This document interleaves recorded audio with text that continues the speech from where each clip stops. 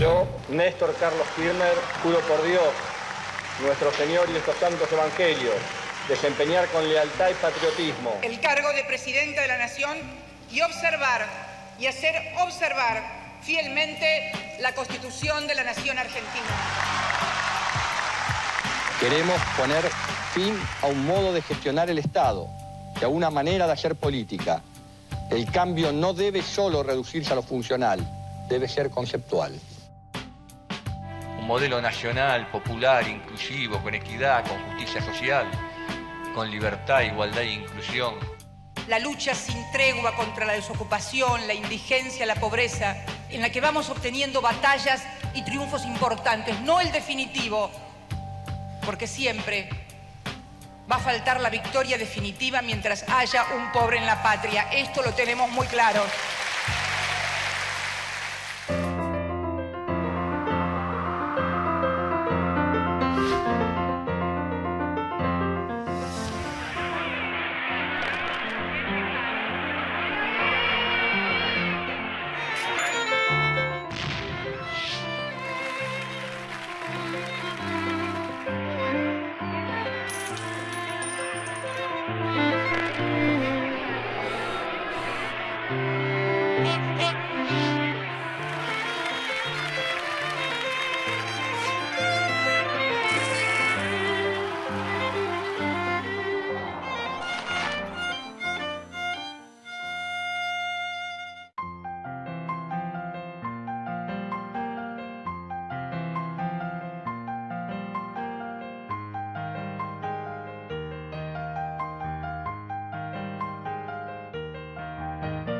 El esquema de esta clase, entre 2002 y 2010, en realidad es el inicio, para pensar en el inicio, es el epílogo de la clase anterior, que es la crisis del 2000, 2001, digamos, la situación que se genera tan conflictiva en la Argentina en ese contexto, con niveles de desocupación alarmantes, marginalidad, etcétera, con un sistema financiero, digamos, en profunda crisis, con la situación del corralito, exacto, con una situación monetaria donde aparecen monedas, patacones, etcétera. En un momento circulaban 17 monedas.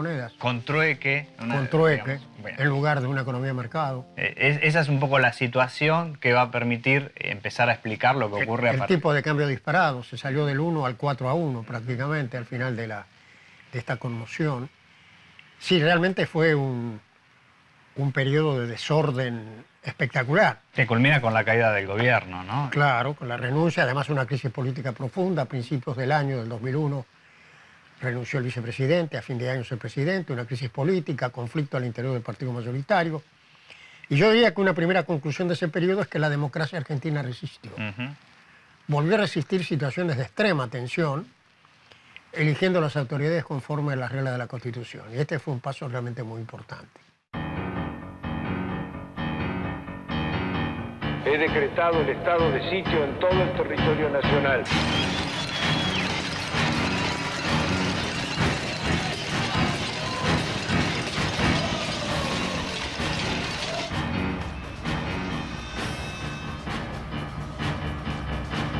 El que depositó dólares recibirá dólares.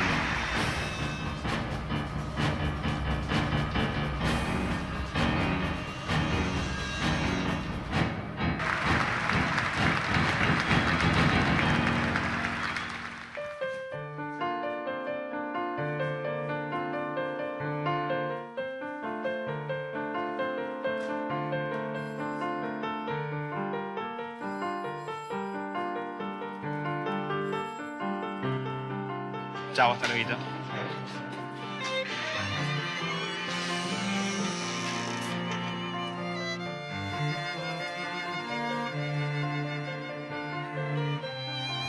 Ahí está, profesor. Hola, Hola. profe, disculpe, ¿podemos hacerle una pregunta? ¿Cómo están? Sí, cómo no. Según su visión, ¿cuáles fueron esas oportunidades ocultas detrás de la crisis del 2001? Bueno, es que en realidad la recesión, la crisis había sido tan profunda que era relativamente natural que cuando se estabilizara un poco la economía, toda esa capacidad productiva, los equipos ociosos, el desempleo, generara las condiciones para el crecimiento económico, ¿no? La utilización inmediata, ¿no? Cerrando un poco, de alguna manera, la brecha entre las potencialidades de la economía argentina, de la producción argentina, con la situación real en ese contexto, ¿no? Y para usted, ¿qué tan determinante fue la influencia del ministro Lavagna? Bueno, fue bastante significativo, ¿no? En abril del 2002 asume Lavagna y allí, digamos, la situación de la devaluación de la moneda va a generar condiciones de competitividad para la economía argentina, para alentar las exportaciones y también para iniciar un proceso pequeño de sustitución de importaciones inicialmente, pero de algún modo se va generando un sendero positivo para el crecimiento económico, ¿no? La moneda de un país en sí no tiene un valor real, sino que representa un valor respaldado normalmente en oro. Si el país emite más billetes o les da un valor más alto de lo que puede respaldar en riqueza, se tienen que realizar ajustes de valor. La devaluación, entonces, es esa reducción del valor nominal de una moneda corriente frente a otras monedas extranjeras. Kirchner gana las elecciones en abril de 2003, era gobernador de Santa Cruz y ya, digamos, lo que tiene que hacer es, de algún modo, profundizar el rumbo económico que se había generado en los meses inmediatos anteriores, ¿no? En los países civilizados con democracias de fuerte intensidad, los adversarios discuten y disienten cooperando. Por eso los convocamos a inventar el futuro. Venimos desde el sur del mundo y queremos fijar junto a ustedes, los argentinos, prioridades nacionales y construir políticas de Estado a largo plazo para que de esa manera crear futuro y generar tranquilidad. Sabemos a dónde vamos y sabemos a dónde no queremos ir o volver. Les podría recomendar estos, que hacemos sobre la situación económica más reciente. Gracias. Y en aquel momento, para mucha gente, tomar un café en un bar se había vuelto un lujo. Sí, era una situación complicada desde el punto de vista del consumo, estaba muy restringido, ¿no? En ese contexto de la crisis, además caen mucho las importaciones, empiezan a recuperarse las exportaciones y se genera una situación más holgada en la balanza comercial, una balanza comercial favorable, ¿no? Lo cual genera varias consecuencias positivas, ¿no? Bueno, en primer lugar, un superávit en la balanza comercial, una reactivación económica que luego se acompaña también con un superávit en las cuentas fiscales, ¿no? Entonces la nación, las provincias empiezan a recibir más ingresos y esto le da más fortaleza también a la política económica, que sumado, digamos, a la situación de las exportaciones o el aliento de las exportaciones y un proceso de sustitución de importaciones, de desarrollo de algunas actividades industriales internas, va generando una consolidación de la recuperación económica en ese contexto. Las exportaciones aumentaron de 30.000 millones de dólares en 2003 a más de 46.000 millones en 2006. Las importaciones pasaron de casi 14.000 millones de dólares a 34.000 millones en el mismo periodo. Como consecuencia, los saldos de la balanza comercial resultaron positivos, revirtiendo la tendencia prevaleciente en los años 90. Y esta situación permitió una acumulación de reservas, ¿no? Entonces, esto va a permitir una mayor consolidación también de la política económica y una mayor autonomía de la política económica. Un elemento clave, yo diría, de la política económica en ese contexto es la devaluación, ¿no? Porque genera competitividad para las exportaciones y el aliento de la sustitución de importaciones.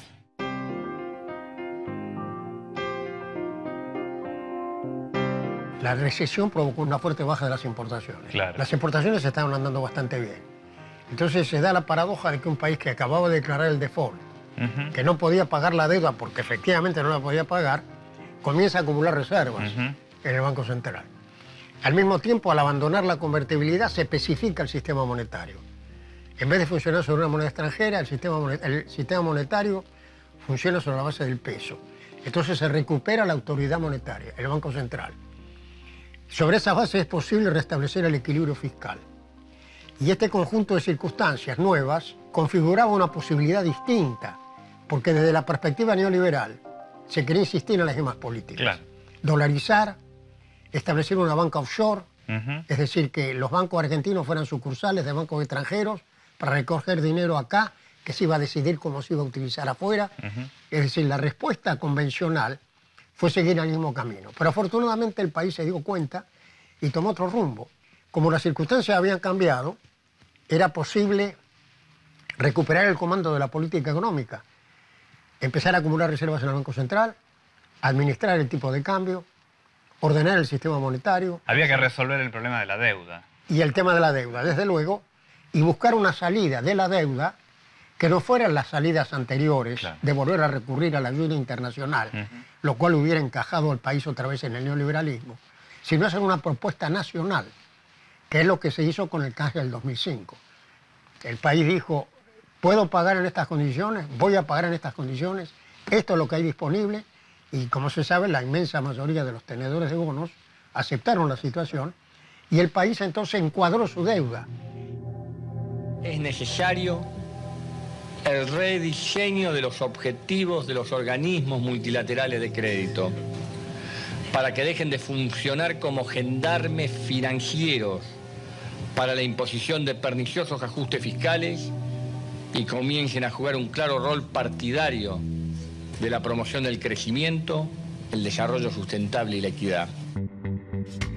El gobierno de Néstor Kirchner logró negociar una reprogramación de las obligaciones con los organismos financieros multilaterales, Fondo Monetario Internacional, Banco Mundial, Banco Interamericano de Desarrollo y otros menores, en lo que se llamó el canje de la deuda argentina.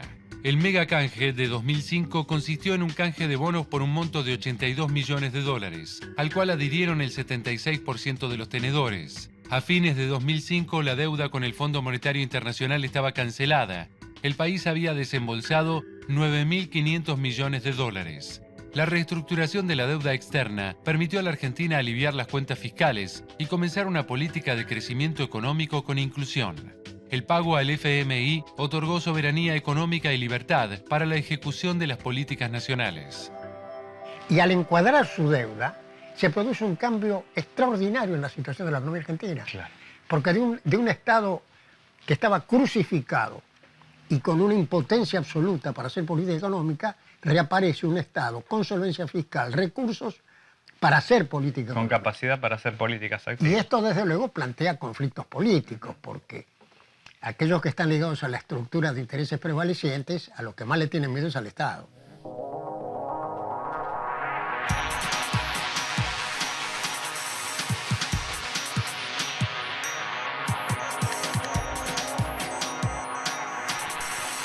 La política industrial es el conjunto de medidas que se implementan para favorecer ese sector. Desde el Estado, aplicar incentivos y beneficios a la inversión y producción local, además de la protección de la competencia leal en el mercado nacional, son herramientas con las que se acompaña al sector.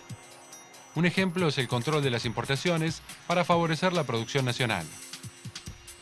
La industria nacional fue el principal artífice del crecimiento post-devaluación. Entre 2003 y 2010, la industria nacional creció un 70%. El total de parques industriales pasó de 80 a 280. El número de empresas pasó de 2.200 a 7.800 y de sus empleados de 78.000 a 240.000. La inversión pública fue fundamental como herramienta para favorecer la competitividad de la industria. Pasó de 0.7% del PBI en 2002 al 4.3% en 2010. Sidus, empresa líder de la industria farmacéutica, es un ejemplo de innovación y crecimiento ligado a las políticas industriales nacionales.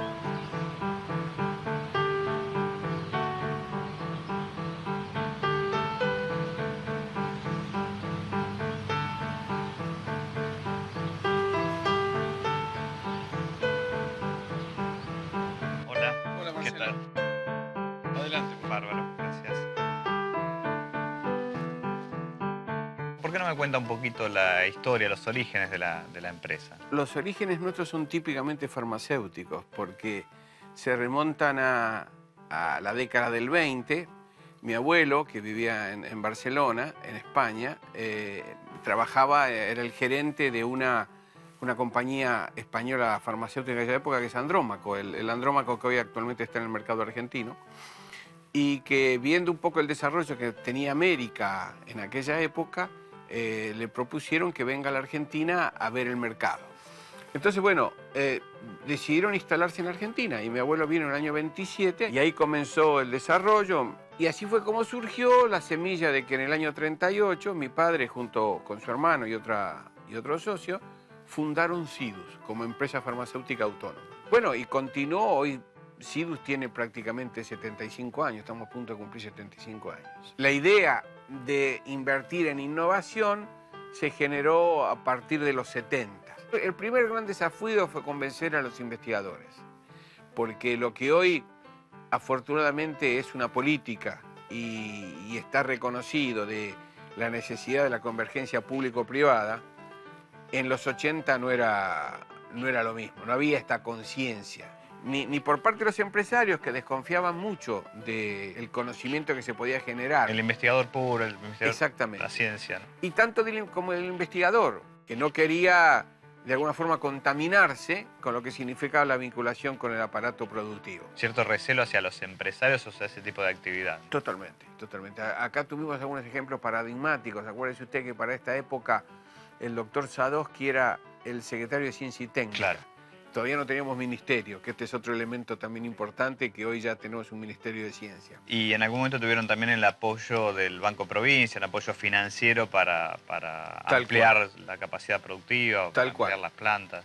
En ese momento, desde el Banco Provincia se generó el área de vinculación científica Jorge Sábato, que era un proceso, la verdad, muy... Allí estaba Aldo Ferrer. Aldo Ferrer era presidente del Banco Provincia, y generó este desarrollo que la verdad que era muy necesario, porque la posibilidad de que el sistema financiero pudiera prestar para proyectos de largo aliento, estamos hablando en la década del 80, 85, 86, sí, una era situación muy complejo. de inestabilidad macroeconómica muy fuerte. Exactamente, y aparte una falta de conciencia respecto de esto, ¿no? En ese aspecto Ferrer y el Provincia fueron pioneros, ¿no? Hoy esto está institucionalizado incluso desde el aparato público a través de la agencia y que forma parte del Ministerio de Ciencia. Pero en aquella época la verdad que fue un hito innovador.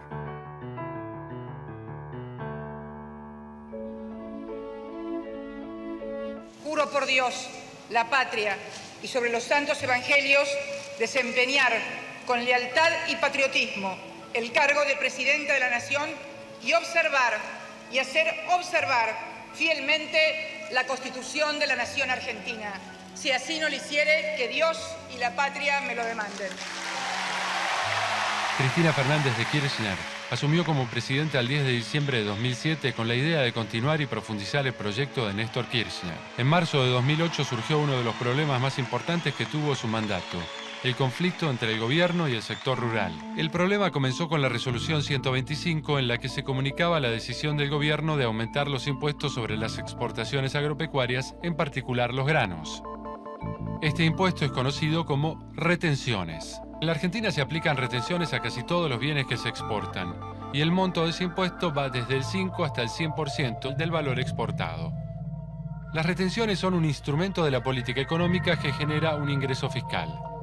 El Senado no aprobó esas retenciones y el gobierno derogó la resolución 125. En este nuevo contexto también podemos pensar en un rol diferente, un papel diferente por parte del Estado al que había tenido en el contexto de los años 90. Claro, sin ninguna duda. Yo creo que la resolución del tema de la deuda permitió realmente recuperar la política pública, la capacidad financiera del Estado para hacer políticas públicas y no estar dependiendo de los criterios de los mercados internacionales que están siempre alineados con la ortodoxia, es decir, con el enfoque neoliberal. Entonces esta recuperación de soberanía fue un paso muy importante, es lo que cambia en realidad el curso de los acontecimientos. Y entre las decisiones muy importantes está, por ejemplo, la nacionalización del sistema jubilatorio, que recupera simultáneamente con la aparición de un superávit primario importante, con superávit fiscal, una masa de recursos muy fuerte para hacer objetivos de política económica, atendiendo desde luego a la sustentabilidad del sistema previsional, porque hay una responsabilidad hay que poder pagar después las jubilaciones. Entonces es una masa de recursos que bien usados fortalece la capacidad de pago a futuro.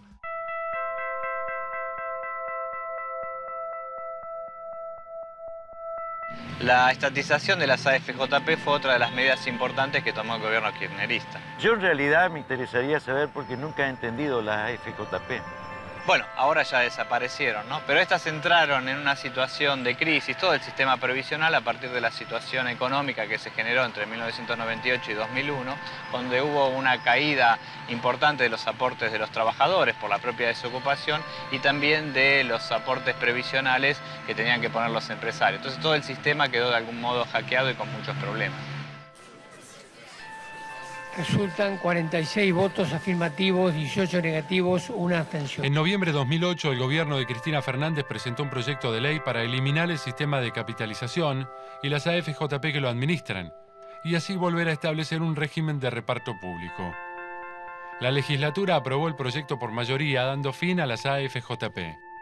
Las razones invocadas fueron que la Constitución argentina ordena que la seguridad social sea otorgada por el Estado, a la vez que el sistema privado había demostrado ser poco eficiente. Frente a una crisis descomunal, el país se mantuvo de pie, porque tenía sus cuentas ordenadas. Una capacidad para enfrentar esos shocks Estaba externos parado en sus negativos. propios recursos, claro. Estaba parado en sus propios recursos y no le pedía nada a nadie para pagar sus cuentas. Y esto en las personas, como en los estados, es un dato fundamental. No para estar aislado del mercado financiero, sino para estar de otra manera. Y esto, volví a insistir, creo que fue un paso sin duda muy importante, que se reflejó también en el comportamiento de la economía real, claro, con un crecimiento del Producto Interno superior al 8 o 9% en el transcurso de la última década, digamos, del segundo centenario y primera década del siglo XXI, muy notable. Y después, digamos, del bajón de la crisis mundial que provocó en el 2009 sobre la economía argentina, la economía volvió a repuntar. Otro desafío que tuvo que enfrentar el modelo actual fue la crisis financiera que estalló en Estados Unidos en 2008. Después de varios meses de debilidad y pérdida de empleos, entre 2007 y 2008 quebraron medio centenar de bancos y entidades financieras. ¿Qué hizo el gobierno norteamericano? Intervino inyectando cientos de miles de millones de dólares para salvar algunas de estas entidades. El colapso arrastró a los valores bursátiles y la capacidad de consumo y ahorro de la población estadounidense. Las consecuencias se replicaron en muchos países, pero en la Argentina no se percibieron desórdenes. Esto habla de un control de la macroeconomía y una solidez del sistema financiero nacional. Pero el Estado reapareció en muchos sentidos. Reapareció, por ejemplo, en la negociación con las empresas públicas privatizadas. Antes uno tenía la sensación de que negociadores de un lado y del otro estaban sentados al mismo lado de la mesa. Claro. Era un Estado concedente. Un Estado concedente. Entonces ahora hay una negociación. La negociación puede ser buena, mala, regular. A veces podría ser mejor. Pero la reaparición del Estado como un ente que responde a un interés público en función de la situación política existente es un paso importante. Declárese de utilidad pública y sujeto a expropiación el 51% del patrimonio de YPF Sociedad Anónima. Quiero que esto se convierta en una política de Estado. Quiero que esto no pertenezca a un solo gobierno. A mí me toca tomar la decisión. Yo solo soy un instrumento, pero no soy eterna. Otras vendrán. Tengamos en claro que las empresas que están aquí, aun cuando sus accionistas sean extranjeros, las empresas radicadas aquí son empresas argentinas.